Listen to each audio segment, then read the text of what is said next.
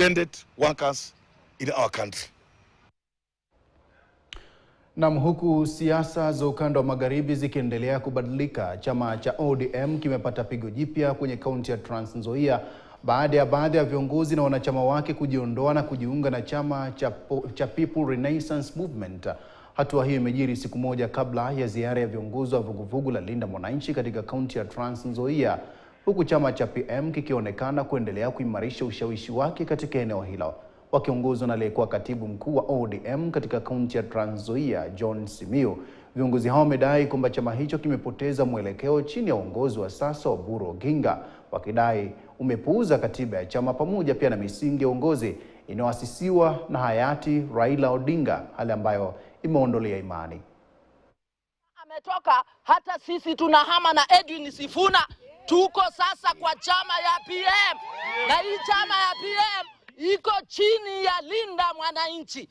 Na hii chama ya PM ndio iko na viongozi wa kuleta mabadiliko ndani ya Kenya.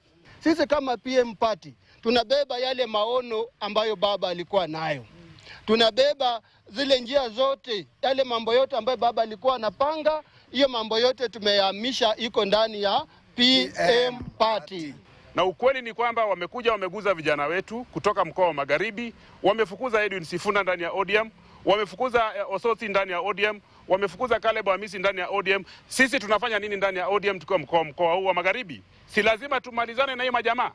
Manake tulikuwa tumepea onyo, tukamwambia wakiwaguza na sisi pia tutaondoka ndani ya chama cha ODM katika mkoa wa Magharibi wote. Nikiwa mwenyekiti wa chama cha ODM end of his constituency, na pia candidate as a member of parliament 2027.